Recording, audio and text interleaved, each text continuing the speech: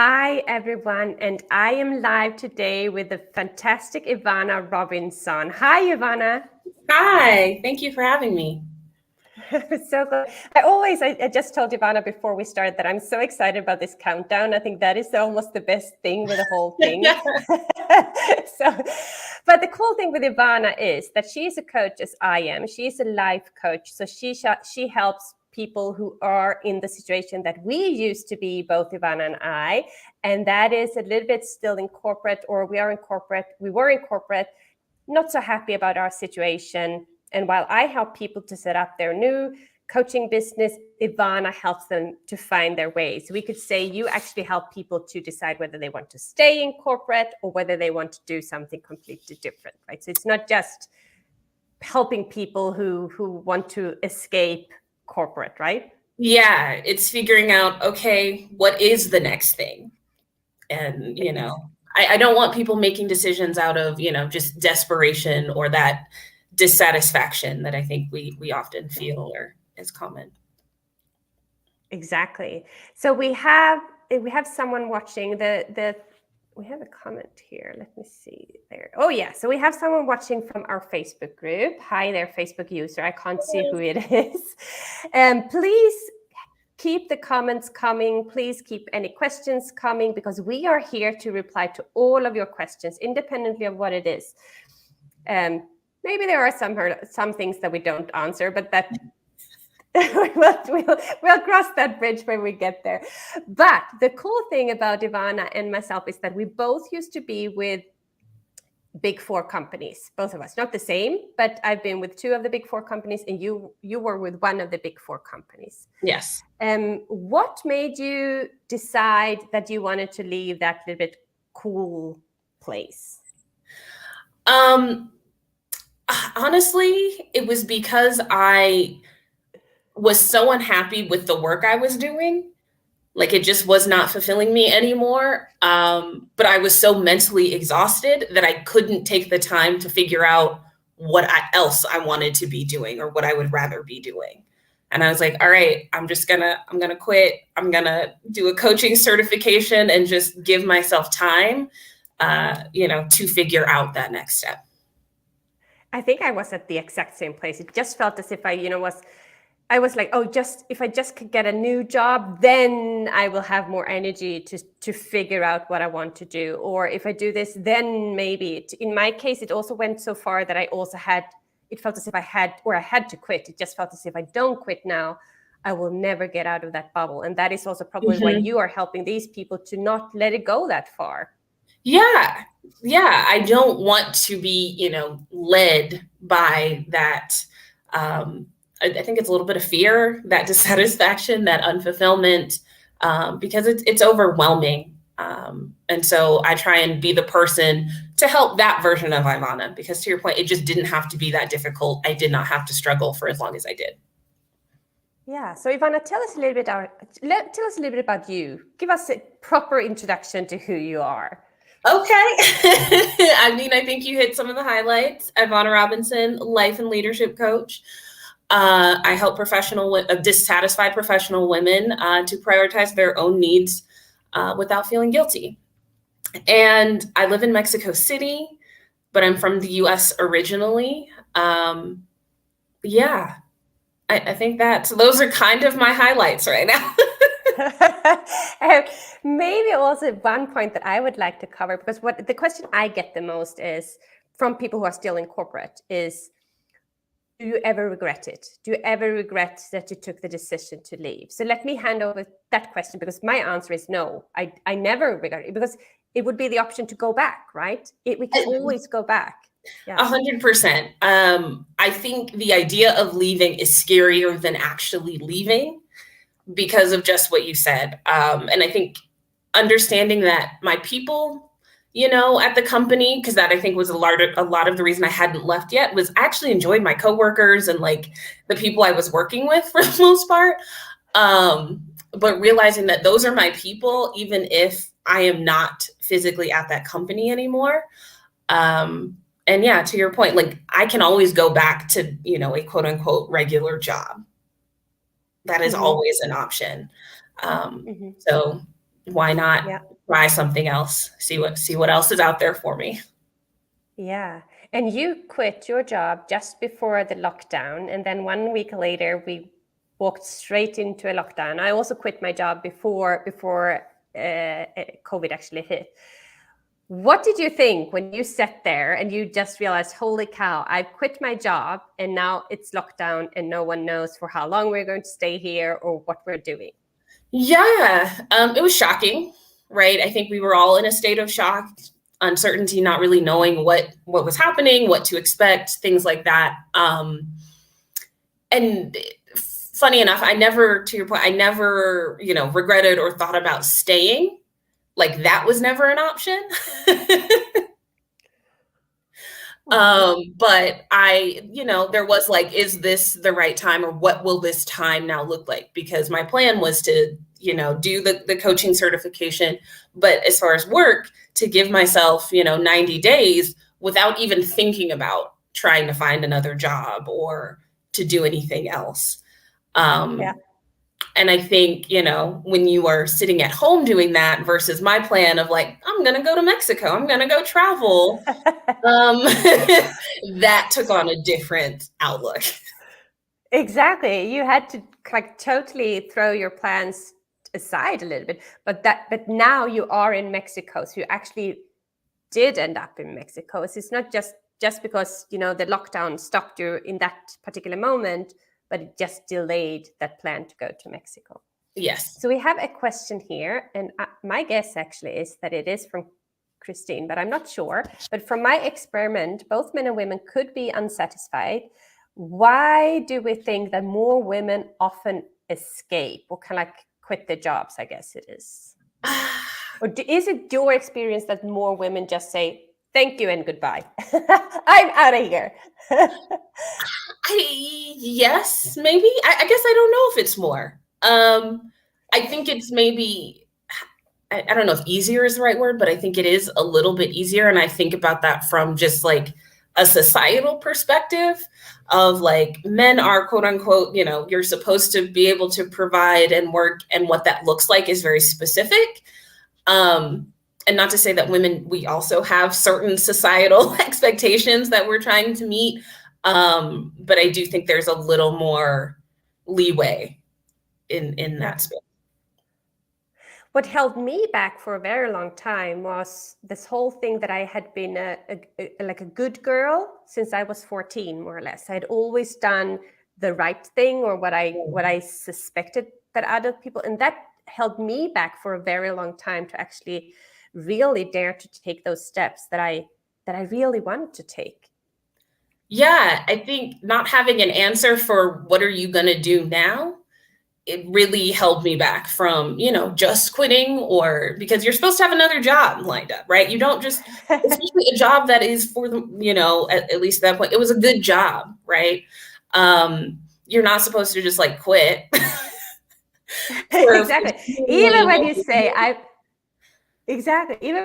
going to do a coaching certification, people will probably say, I guess in the US though, coach is a little bit more known as opposed to here in Switzerland, Europe, or would you disagree, or do you agree? No, I think within like the corporate space, yes, like the idea of like a leadership or an executive coach, but just saying I'm going to be a life coach, right? Because at that time, I didn't know who exactly I was looking to serve or what that would look like. I was exploring a new avenue. And so for a lot of people, they're like, what does that mean? Exactly. And you were like, Tony Robbins. Do you know Tony Robbins? I see that my internet is wonky, so I'm a little bit nervous. If I would just disappear, Ivana, you just need to keep the show going until I'm back. Okay, so Christine doesn't give up. She says, do you really think that because society has fewer expectations for women that it's easier for us? No. Yeah, I don't think it's fewer expectations. I think they're different expectations. Yeah, I definitely agree. And what I have also, that's just my assumption. I don't have any kind of like research-based evidence for that. But I think that men probably also identify themselves a little bit more with their profession compared to us women. That's just my. Oh, now we got an agreement. I'm glad. So I'm picking that one up. So we got an agreement. We're not arguing with anyone here. But so you mentioned that you set out to get your coaching degree, your coaching certification. Was that the first thing that you kind of like had as a plan, or what was the very first thing that you did on your path to become a coach? That was my very first plan. I had sort of always planned to go into coaching. Like, I'm the friend that people come to for advice or to talk things through. And so that was always the running joke of my second career is going to be life coaching.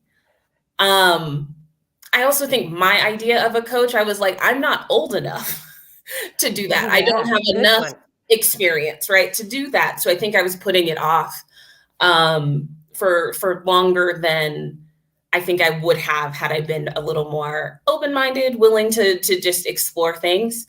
And so doing the coaching certification, I had actually decided to do in late 2019, I guess. I had like signed up and started on initiated that process. It was set to begin at the end of March 2020.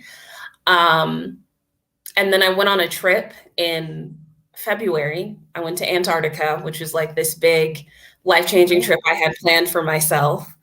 And on that trip is where I was like, oh, I can't do both of these things.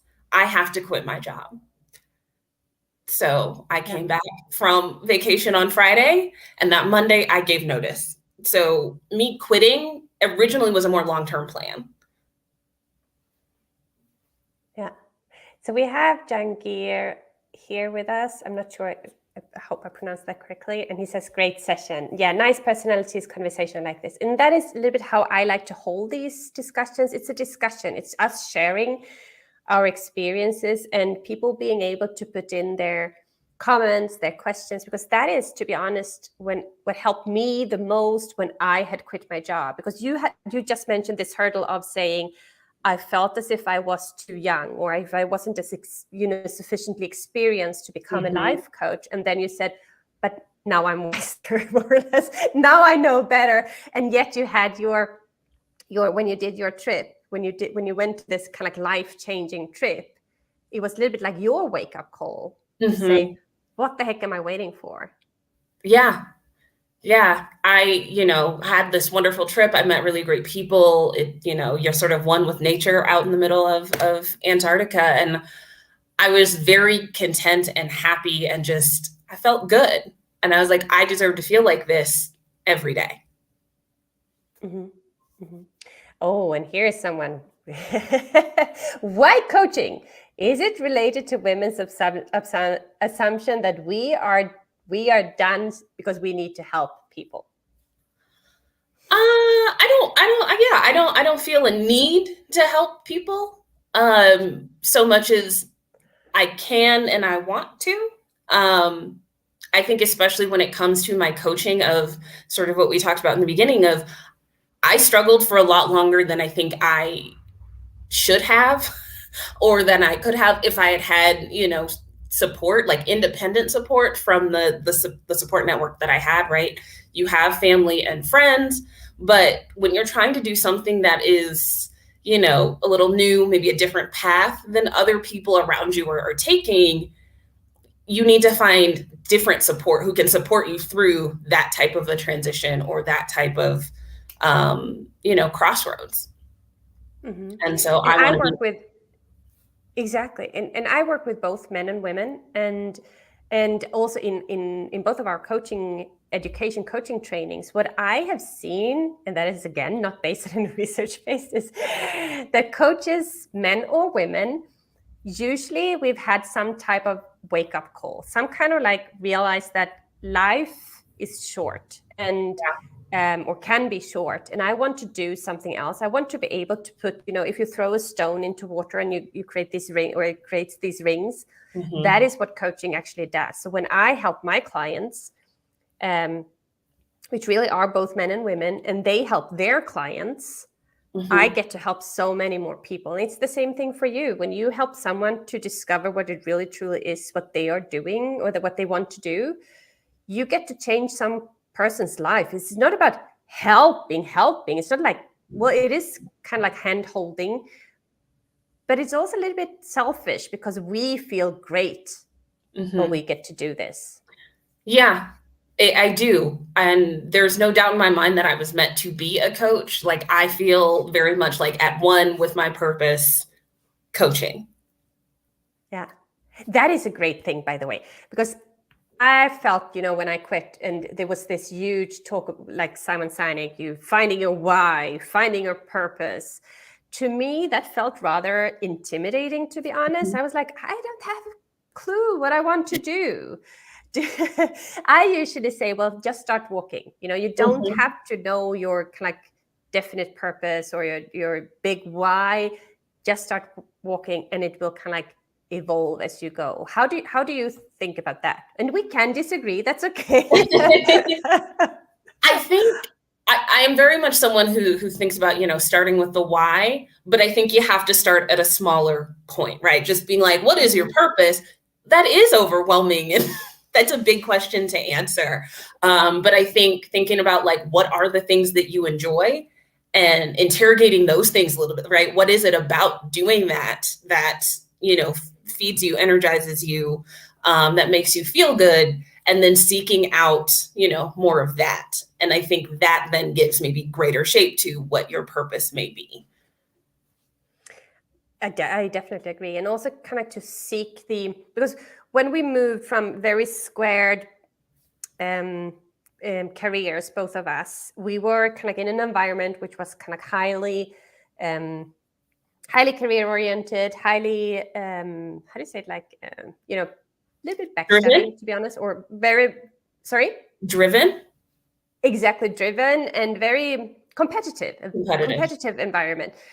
To find these people that you kind of like, you can share and you grow together. And it is okay to grow together.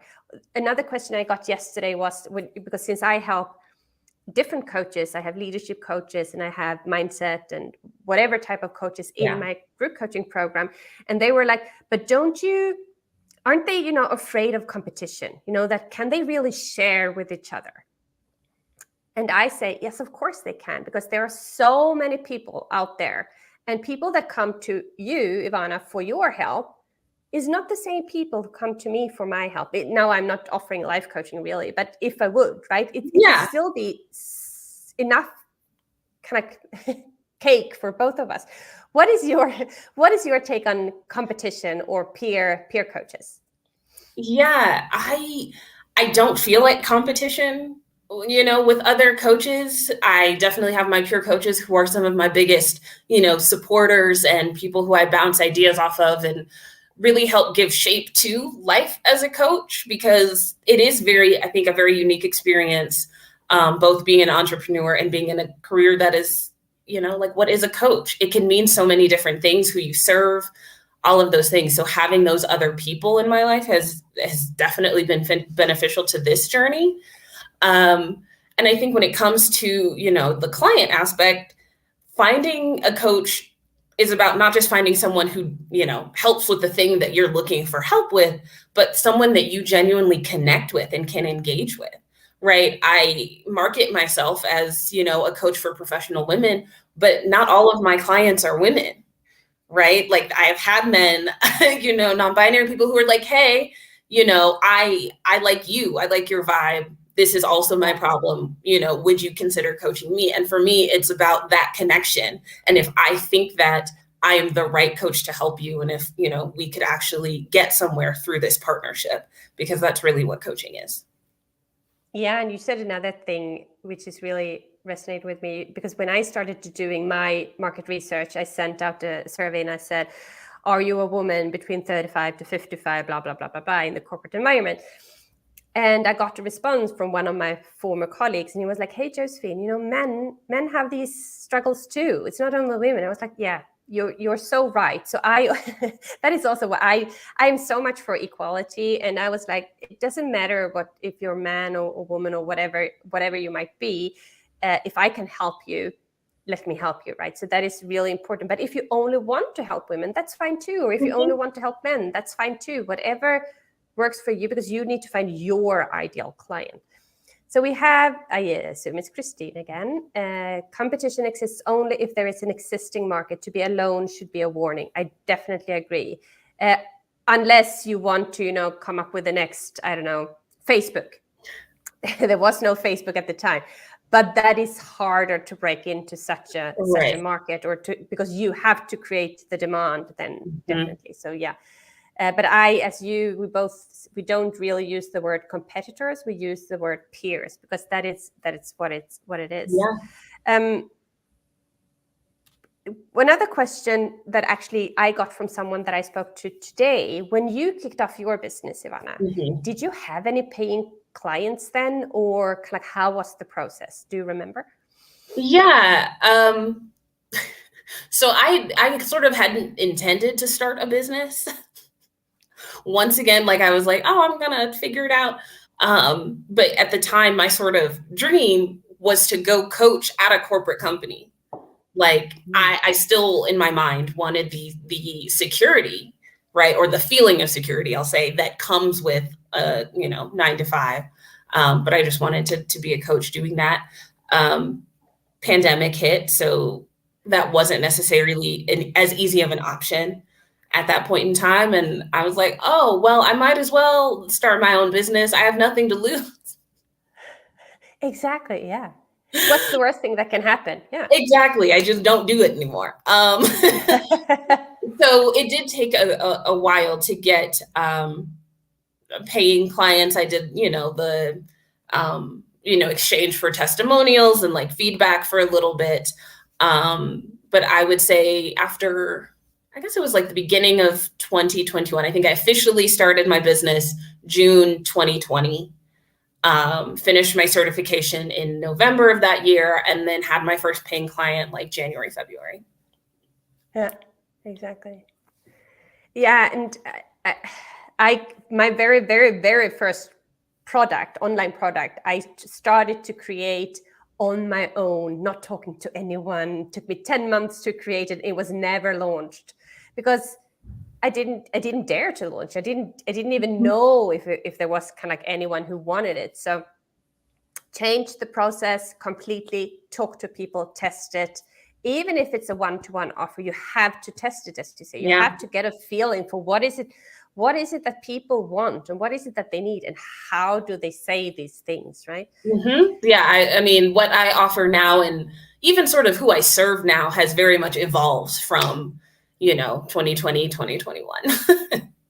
Exactly. And that's what I say too when I talk about like the ideal client exercise that I take all my clients through. They kind of roll their eyes like, oh my God, I've done this so many times. Yeah, but you will have to do it again and again and again, because it evolves. As when I started out, it was corporate women 35 to 55. Now it's corporate professionals turned coaches, because my whole business has changed. My business model has changed, and the same for everyone that goes through this process, right? Yeah. And I think part of being a coach, right, is being open to changing perspectives and new opportunities. And so as I continue to work with people, I learn who it is I really do or don't want to be working with, or the types of challenges that I, want to serve. Exactly. And that's also why one of the things, we do this so that we get to choose who we want to work with, and when and how and why. And you sit in Mexico, I currently sit in Switzerland, but we can take our laptops and move everywhere and go from anywhere and work from anywhere. And that's the cool thing. I actually want to wrap this up. We have been going on for almost a half an hour now. I want to keep this kind of like to 30 minutes. Sometimes we go a little bit longer, sometimes a little bit shorter. If there are any questions from anyone, then please add them to the chat before we close this. But before we close this, Ivana, how can people connect with you? How do they best connect with you? Yeah, you can definitely find me here on LinkedIn, Ivana Robinson. I am probably a little more active on Instagram, Ivana Run the World. Those are probably the top 2 places right now where you can find me. Yeah. By the way, speaking of Instagram, I actually not left it. I am still on Instagram, but I find it so much easier to connect with people on LinkedIn. But you still kind of like, But you use your Instagram a little bit more from a lifestyle perspective. Is that correct? Yeah, it's both my personal and professional Instagram. I think when you are hiring a coach, you are kind of hiring the person. So to me, I'm like, this is me. But it's also helpful, I think, in the sort of like communities I'm connected with, or, where I get referrals of, they tend to be more on Instagram. So I always want to have, something there so that as people are exploring me through those channels, they can have a full picture of what it is that I do as a coach and how I can serve them. Exactly, because it's like people Google people all the time.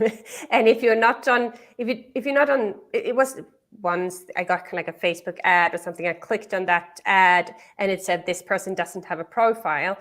I was like, well, then I'm not interested, because you want to know who it is that you're dealing with before you take the decision to actually work with someone, independently of what it is that you do. Exactly. Is there anything else that you would like to add, Ivana, before we close this call? I don't think so. This has been a wonderful conversation. Thank you for having me. I guess it would just be that, don't let that fear hold you back, because you can always make a new decision. Yeah, I love that. You can always make a new decision. Exactly. So I thank you too for being my guest, for coming to having this lovely discussion, and also showing that there is a life outside that Big4 cage and any corporate cage. But before you take that decision, if you're still thinking, no, I want to figure out what it really truly is that I want, then reach out to Ivana. I also have a couple of other life coaches if you want to, but reach out to Ivana, have a chat. If you're already a coach and you want to continue expanding that business of yours, then please reach out to me. We are here to help you and we are here to connect. So thank you so much, Ivana, for being my guest today. Thank you. Thank you.